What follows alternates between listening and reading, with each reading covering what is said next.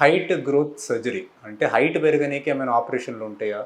నేను అడల్ట్ అయిపోయినా, only 5 ఫీటే height ఉన్నా, హైట్ పెరగనీకి ఏమైనా ఆప్షన్స్ ఉన్నాయా అంటే, దాని గురించి ఉన్నాయి కానీ మనకి ఎవరికి సర్జరీ అవసరము, ఎందుకు చేస్తాము, దాంతో వచ్చే పాజిటివ్స్ ఏంది, నెగిటివ్స్ ఏంది అన్నీ మాట్లాడు.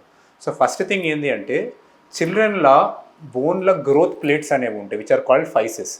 ఆ గ్రోత్ ప్లేట్స్లో న్యూ బోన్ ఫామ్ అవుతూ బోన్ది హైట్ గ్రో అవుతుంది. ఒక ఏజ్ దాటుతుంటే ఆ ఫైసిస్ నార్మల్గా ఫ్యూజ్ అయిపోతుంది, అంటే it fuses with the rest of the bone.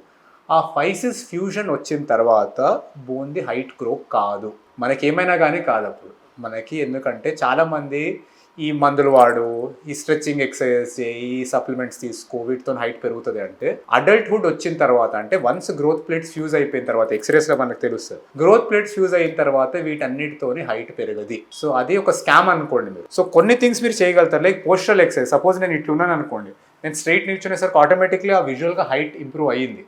So ఈ పోస్టరల్ ఎక్సర్సైజ్ కొద్ది వరకు హెల్ప్ అవుతాయి, but they are not true change in height, అంటే రియల్గా హైట్ చేంజ్ అయినట్టు కాదు అది. So true change in height కావాలి అంటే మనకి సర్జికల్ ఆప్షన్స్ ఉన్నాయి కొన్ని, కానీ అది అవసరమా, మనకి ఎవరి కోసం తయారు చేసిన సర్జరీస్ అనేది ఫస్ట్ డిసైడ్ చేయాలి. సో ఎట్లా చేస్తాం అనేది సర్జరీ ఏంటంటే, ఒక ప్రాసెస్ ఉంది, దట్ ఈస్ కాల్డ్ డిస్ట్రాక్షన్ ఆస్టియోజెనసిస్ అని ప్రిన్సిపల్ అంటారు.